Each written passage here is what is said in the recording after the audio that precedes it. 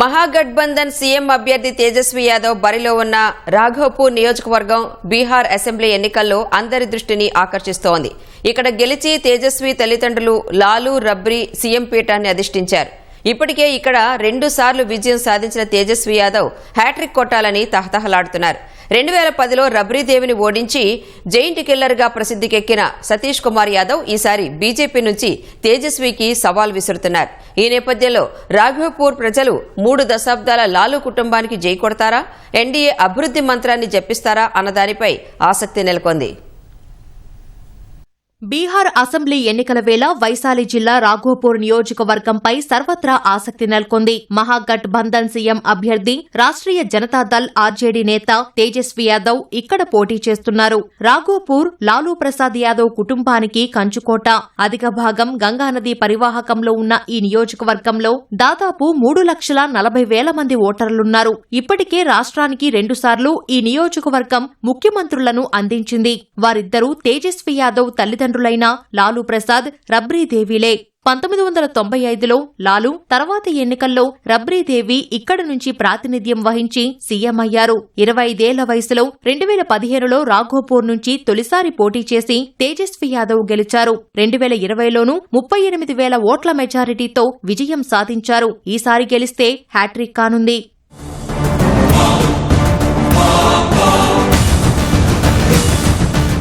తేజస్వి బలబలాల విషయానికి వస్తే మహాగఠ్ బంధన్ కూటమిలో భాగంగా కాంగ్రెస్ పార్టీ మద్దతుగా నిలవడం తేజస్వి బలాన్ని పెంచుతోంది. జాలరుల కమ్యూనిటీ నిషాదులకు ప్రాతినిధ్యం వహించే వికాస్శీల్ ఇన్సాన్ వీఐపీ పార్టీ బలం తేజస్వికి కలిసి వస్తోంది. రాఘోపూర్లో యాదవ సామాజిక వర్గానికి చెందిన ఓటర్లు అత్యధికంగా ఉండడంతో వారి ఓట్లు సాధించకుండా ఇంతవరకు అక్కడ ఎవరూ గెలవలేదు. ప్రస్తుతం ప్రతిపక్ష నేతగా ఉన్న తేజస్వి యాదవ్ రాష్ట్రంలో 10% ఉన్న యాదవులను ఏకతాటిపైకి తేగలిగారు.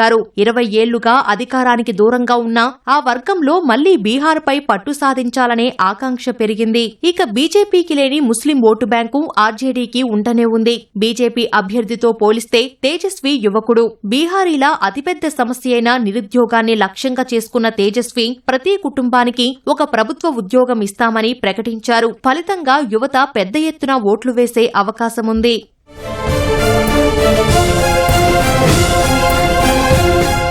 తేజస్వి యాదవ్ డిప్యూటీ సీఎంగా పనిచేసినప్పుడు డిగ్రీ కాలేజీ, రిఫరల్ హాస్పిటల్ వంటి అభివృద్ధి ప్రాజెక్టులను నియోజకవర్గానికి ఆయన తీసుకెళ్లలేకపోయారు. అది ఓటర్ల అభిప్రాయాన్ని మార్చే అవకాశముండటం ఆయన బలహీనతగా చెప్పవచ్చు.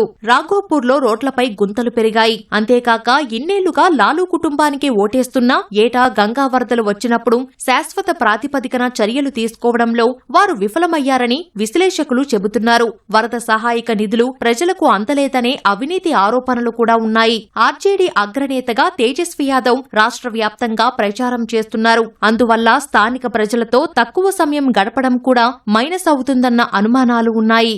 తేజస్వితో పోటీపడే బీజేపీ అభ్యర్థి సతీష్ కుమార్ యాదవ్ గట్టిగా పోరాడుతున్నారు. 2010లో ఆయన జేడీయూ నుంచి పోటీ చేసి రబ్రీదేవిని ఓడించి జైంట్ కిల్లర్గా నిలిచారు. మరోసారి ఆ ఫలితాన్ని పునరావృతం చేస్తానని సతీష్ ధీమా వ్యక్తం చేస్తున్నారు. గతంలో జిల్లా కేంద్రమైన హాజీపూర్కు చేరుకోవాలంటే 6 నుంచి 7 గంటలు పట్టేదని, ప్రధాని మోదీ ఈ ప్రాంతం మీదుగా జాతీయ రహదారిని మంజూరు చేశాక పరిస్థితి మారిందని 59 ఏళ్ల సతీష్ కుమార్ ప్రచారం చేసుకుంటున్నారు. గంగా పరివాహక ప్రాంతంలో ఎన్డీఏ ప్రభుత్వం నిర్మించిన బీహార్లోని అతి పొడవైన వంతెన కాచీ దర్గా బ్రిడ్జిని తమ ఖాతాలో వేసుకుంటున్నారు. 2020లోనే తేజస్విని ఓడించేవాడినని, కానీ ఎన్డీఏలో చీలిక వల్ల ఓడిపోయానని అంటున్నారు. గతసారి చిరాగ్ పాస్వాన్ కు చెందిన ఎల్జేపీ రామ్ విలాస్ పాస్వాన్ పార్టీ ఒంటరిగా పోటీ చేయగా ఆ పార్టీ అభ్యర్థికి 30,000 ఓట్లు వచ్చాయని, ఇప్పుడు ఆ పార్టీ ఎన్డీఏలోనే ఉండటం వల్ల అవి తమకే దక్కుతాయని బీజేపీ చెబుతోంది. సతీష్ కూడా యాదవ సామాజిక వర్గానికి చెందిన వ్యక్తి కావడంతో